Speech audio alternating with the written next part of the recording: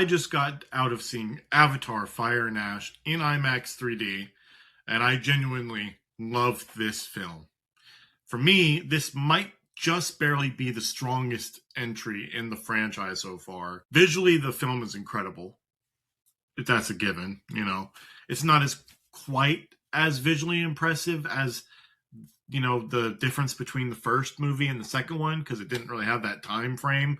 It's not like he invented a new technology just for this movie, at least not that we know of. Pandora once again feels like a fully realized world that you just really want to go to because our world sucks so much right now. It doesn't feel like it's in a volume. It feels like the world, like, that's the fun part about having most of your characters be just digitally, like, you know, it's like rendered, because then the rest of the world can be digitally rendered, and it makes it feel more real because it's not like fake characters on a real background. It's fake characters in a fake world, so everything can look visually impressive. There's a scene in the movie with Natiri where, like, you see her like a side profile, and there's like a fire lighting up her face, like from like the background. And I kid you not, it's one of the smallest little things, and it's the only thing I can really stand out in the movie for me, of like, oh shoot, that's crazy.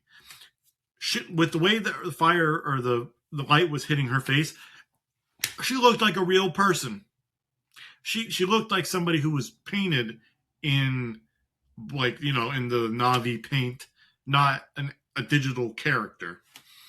As far as like the emotional impact, the first one, it kind of had it. I'm sure there's people who really, really felt emotional with the first one, and now going back and watching it, I kind of feel more emotional because of the story and I know where it goes. But like on a first watch, the first one didn't really land for me as far as emotions go. The second one really hit it. They really wanted to punch you in your heart with the whole whales or the Tolkien story. That was pretty crazy. I had heard, because I do sometimes read the internet, I had heard that this one, people didn't feel the emotion as much. I don't know what you're talking about, because I was tearing up quite a bit in that movie. I'm pretty much of an empathetic person. For any of those new to the channel who haven't seen my other content on my old channel, I'm an emotional guy. I feel a lot of empathy, more so in movies than I do with real people. I'm still working on that part of it. But yeah, this movie made me bawl my eyes out multiple times. Like within the first couple minutes, I was tearing up, and I'm like, God damn it! I'm trying to watch the movie. It's only been 3 minutes, you dumb bitch. Talking to myself, obviously. The thing that makes this movie really good is that it took its time to let those emotional beats kind of breathe, like, but without having it like be too drawn out. And it makes it land a lot heavier.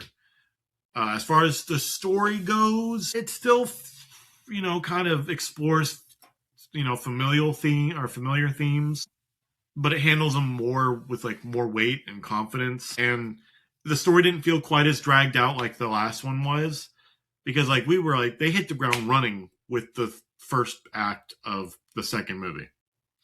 Then they go to the water, like the water people whose name I cannot pronounce or think of right off the top of my brain. And then it slows down for like an entire hour. Like it comes grinding to a halt for a whole hour. And then the last hour it ramps back up. Whereas this one, I don't think I really felt it slow down much at all. It went in different directions, but it just kept going. So like I didn't really have time to really feel like what's like where are we at with time. Major standout for this movie has got to be the new villain, Varang. Very intimidating, very well designed. James Cameron, you know what you were doing. And very, well, I wouldn't say very important to the story, but like she plays a big part in it. And definitely a darker character. It's interesting to see a Navi be the bad guy, because in the last two movies, it's always like, oh, well, the Navi were always the good guys, and the humans are the bad guys, or the sky people are bad guys. So it was interesting to see like an added mixture of, well, these Navi they're not good people. They're like I could really feel like the natives with them more so than I mean, they're the more of the like the, I want to say the Apache Indians back in the day that like would go around scalping settlers and stuff. That's the vibe I got from the Ash clan, which is her clan. She's psychotic. I'll put it out there. She's super psychotic. There are moments where it feels like it is relying on the same kind of structure or going through the same kind of like story beats, like at least as far as like basic story beats goes throughout the script of like what the second movie was. But it was, to me, it was so minimal that I didn't care. I'm like, I can tell that this is like kind of going through the same motions as the second movie, but they pay it off enough to be like, okay, I'm okay with this. Besides, if it's copying a little bit of what the last movie was, and I really loved the last one, that's not a bad thing. Better to copy yourself than to copy another movie that has nothing to do with the franchise. But that being said, when everything in this movie comes together, as far as cinematography, directing, acting goes, it's just great. That's pretty much what I feel like. Characters get arcs that I wasn't expecting them to get, or maybe I expected them to get it. I just didn't think it would be as emotionally well done or felt like it underwhelming. I thought it'd be underwhelming and it wasn't. So I'm like, that's great. But by the end of the movie, I felt fully invested in where this franchise is going. I don't know where, to be honest with you, I don't know where it's going, but I'm here for it, given how it ended. I feel like they could have, well, no, I can't say that. I kind of feel like he tried to make it where there wasn't like a huge cliffhanger of an ending so that if this didn't do well, they could kind of just close off the franchise with 3. But I think it does a good job of not being cliffhanger ending, but still room for more, so to speak. They didn't like build up another movie, basically, like the, like heavy handed. But yeah, I absolutely recommend seeing this in a theater, especially IMAX 3D if you can, or Dolby 3D. I don't have access to it down here, so if you can see it in Dolby 3D, see it there. I don't recommend seeing it in any other format besides 3D because it's one of the very few franchises or movies in general where they make it well enough that the 3D looks good. You know what I'm saying? Basically, just go see it in the biggest screen possible that you can, I guess is my thing. Don't see it on a don't wait till streaming and watch it on your little 6-inch iPhone or your iPad or even your 65-inch TV. Go watch it in theaters first. Then you can go home and watch it in whatever format you want to. But that's my review for Avatar Fire and Ash.